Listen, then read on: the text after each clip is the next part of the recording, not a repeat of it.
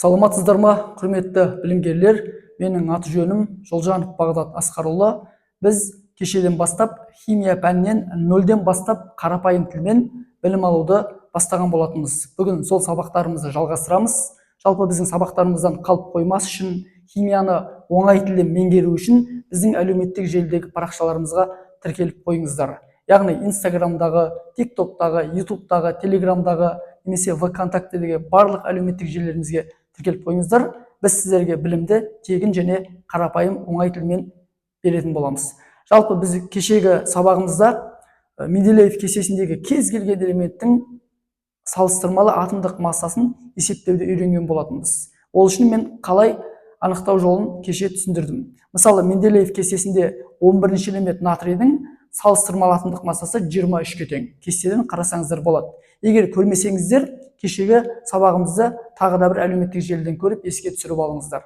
Бүгін біз сіздермен кешегі сабақтың жалғасы ретінде, яғни салыстырмалы молекулалық массаны әрбір элементті есептеуді білсеңіздер, сол білімнің жалғасы ретінде күрделі заттардың, яғни мынау секілді күрделі заттардың құрамындағы күрделі заттардың жалпы салыстырмалы молекулалық массасын есептеуді үйренеміз. Мұқият тыңдап алыңыздар, өте қарапайым. Бізде жалпы химиялық формулалар негізінен бірнеше түрге бөлінеді. Біріншісі мынау қарапайым, яғни элемент және тек қана индекс болады. Мына элементтің оң жақ төменгі шетіндегі санды индекс деп атайды. Бұл индекс сол қосылыстағы элементтің неше атомы бар екендігін көрсетеді. Яғни мысалы мына жерде азоттың оң жақ шетінде 2 деген сан тұрма, яғни азоттың индексі 2. Яғни бұл қосылыстың ішінде 2 азот бар деген сөз. Ал оттектің индексі 5 па, яғни бұл қосылыста оттектің 5 атомы бар деген сөз. Яғни элементтің оң жақ шетінде жазылатын сан индекс ол неше атомы бар екендігін көрсетеді. Яғни қарапайым осындай бірінші формула тек қана атом таңбасы мен индекстен ғана тұрады. Кейбір түрлері бар, мынау секілді жақшасы бар. Яғни бұл жерде тек таңба бар, индекстер бар және байқасаңыздар жақша бар. Осындай химиялық қосылыстар бар және мынау секілді ортасында көбейтуі бар. Яғни сол таңба, индекс және көбейтуі бар. Ал кейбір химиялық қосылыстар бар, қарапайым емес, тік жақшамен алынған қосылыстар бар. Жалпы осындай химиялық қосылыстар негізінен 4 түрге бөлеміз. Қарапайым, ешқандай жақша да жоқ, көбейту де жоқ, тек қана таңба мен индексте тұратын қосылыстар, және қарапайым жақшасы бар қосылыстар, және көбейту бар қосылыстар, және тік жақшасы бар қосылыстар деп бөліп қарастырсақ болады. Қазір біз осылардың әрқайсысының салыстырмалы молекулалық массасын есептеуді үйренеміз. Жалпы ол үшін әрине кешегі білімімізді білуіміз керек, яғни элементтердің Менделеев кестесіндегі салыстырмалы атомдық массасын анықтауды білулеріңіз қажет. Бірінші N2O5. Жалпы салыстырмалы молекулалық масса дегеннің өзі бұл салыстырмалы атомдық массалардың жиынтығы, қосындысы. Енді N2O5-тің салыстырмалы молекулалық массасын есептеу үшін, яғни салыстырмалы молекулалық массаны бізде MR деген таңбамен белгілейді. Енді MR-ді жазсаңыздар да болады, жазбасаңыздар да болады. Жалпы MR-ді есептеуді білуіміз керек. Енді ол үшін алдымен сол элементтің индексін жазамыз, яғни бірінші тұрған элемент бұл жерде азот, 7-ші элемент Менделеев кестесіндегі, соның индексі 2-ге тең. Ең сол элементтің Менделеев кестесіндегі атомдық, яғни салыстырмалы атомдық массасын жазамыз.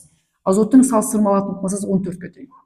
Жақшаның ішіне міндетті түрде сол анықтап жатқан элементтің таңбасын жазып қойыңыздар. Келесі оттек. Яғни әр элементтің арасына қосу қойып отырамыз. Оттектің индексі 5, яғни бірінші индекс жазылады. Кейін сол индекс тиесілі болып тұрған элементтің Менделеев кестесіндегі салыстырмалы атомдық массасы жазылады. Оттектің массасы 16-ға тең. Жақшаның ішіне О деп қоямыз. Тең. Енді осы мәнді орындасақ болды. Яғни бұл жерде 2-ге 14 көбейтетін болсақ, әрине бізде 28, 5-ке 16-ны көбейтетін болсақ 80. Осы екеуінен шыққан мәнді бір-біріне қосамыз, яғни 28-ге 80-ді қосатын болсақ, әрине 108. Сонда N2O5 деген күрделі заттың салыстырмалы молекулалық массасы, яғни MR бізде 108-ге тең болады екен. Міне осындай жақшасы жоқ, қарапайым формулаларды осылай анықтай береміз. Енді келесі екінші мысалын келтірейін. Енді алдына MR деп жазсақ та болады, жазбасақ та болады, қатты айырмашылығы жоқ. Енді мен жазбай ақ қоя берейін, тең деп жалғастырып кете беремін. Бұл жерде бірінші тұрған элемент алюминий. Мына жақшаның сыртындағы тұрған сан тек ішіндегі, яғни жақшаның ішіндегі элементтерге ғана тиесілі болады. Соны ескеру керек. Жақшаның сыртындағы элементтерге, мына жақшаның сыртындағы индекс тиесілі емес, соны ескеріңіздер. Яғни сонда мына 2-ні мына 3-те көбейтіп қойып жүрмеңіздер. Өйткені алюминий бұл мына жақшаның ішінде емес, ол сыртында. Сонда жақшасы бар заттарды осылай анықтап алу керек. Енді бұл жерде алюминий 2 ғана, 2 көбейтеміз, оның Менделеев кестесіндегі массасы 27. Жақшаның ішінде таңбасын жазып қояйық, Ал. Келесі элемент қосылған, бұл күкірт. Күкірт жақшаның ішінде біреу, яғни қасында ештеңе жоқ болса, ол жерде 1 деген сан бар. Ал осы жақшаның ішіндегі санды міндетті түрде сыртындағы санға көбейтуіміз керек. Сөйтіп барып қана жақшасы бар қосылыстардың индексі анықталады, элементтердің. Сонда жақшаның ішінде 1, сыртындағы 3 көбейтсек әрине 3 болады. Яғни күкірттің индексі 3, оның Менделеев кестесіндегі атомдық массасы 32. Кестеден қарап көрсеңіздер болады, 16-шы элемент. Келесі оттек. Енді оттекке мұқият болыңыздар. Жақшаның ішінде 4-еу, сыртындағы 3-пен, яғни индекс көбейтіледі. Жақшаның ішіндегі индекс пен сыртындағы индекс көбейтіліп, жалпы индекс анықталады. Сонда 4-ке 3-ті көбейтетін болсақ, әрине 12. Яғни келесі элементке көшу үшін қосып қоямыз, 12. Ал оттектің Менделеев кестесіндегі атомдық массасы 16-ға тең. Жақша ішінде оттектің таңбасы жазылады, тең. Енді осы мәнді орындасақ болғаны. Яғни 2-ге 27-ні көбейтеміз 54, 3-ге 32-ні көбейтеміз бізде 96, 12-ге 16-ны көбейтетін болсақ, әрине бізде 192. Үшеуінен шыққан мәнді қосамыз, сол кезде жалпы алюминий 2 SO4 3 еселенген дегеннің эмері шығады. Әрине бізде ол 342. Калькуляторды пайдаланып есептеп көріңіздер. Яғни жақшасы бар қосылыстарды осылай анықтаймыз. Енді бізде мынау көбейтуі бар қосылыстардың салыстырмалы молекулалық массасын есептеп көрейік. Ол үшін біз мына көбейтуге дейінгіні бір есептеп алу керек, көбейтуден кейінгіні тағы бір есептеп алуымыз қажет. Сол арқылы есептеп ең соңында ортада тұрған көбейту секілді көбейте салмаймыз, жай ғана қоса саламыз. Енді бұл жерде бірінші мыстың жанында тұрған индекс ештеңе жоқ, яғни 1 деген сөз, 1 көбейтілген 64, ол бізде мыс. Келесі, оттек, күкірт, оның индексі 1-ге тең, өткен қасында ештеңе жоқ болса, ол жерде 1 деген сан бар негізінен. Көбейтеміз, ол күкірттің атомдық массасы 32-ге қосылған. Келесі оттектің индексі 4-ге тең, көбейтілген бізде 16. Яғни осылай мына көбейтуге дейінгіні бір есептеп аламыз. Яғни барлық мәнді орындасақ, бізде 160 деген сан шығады. Келесі енді су. Су мына жерде 2, яғни 2-ге 1-ді көбейтсек 2, оттек 16, индексі 1. 2-ге 16-ны қоссақ 18, одан кейін алдында тұрған коэффициентті көбейтеміз. Яғни 18-ге 5-ті көбейтсек бізде 90. Сонда 160-ға 90-ды қоса саламыз. Тең 250 деген жауап міне осыдан шығады. Енді бізде мынандай тік жақшасы бар қосылыстарды салыстырмалы молекулалық масса есептеу қалды. Енді әрине сол жақтан бастай береміз. Натрий реакциясында сол жақта бірінші тұрған индексі 3-ке тең. Оны көбейтеміз, оның атомдық массасы 23-ке. Бұл натрий элементі қосылған. Келесі темір. Бұл тік жақшаның сыртында ешқандай сан жоқ. Сондықтан мына 6 мына темірге қатысты емес. Бұл тек жай жақшадағы ішіндегі элементтерге ғана тиесілі.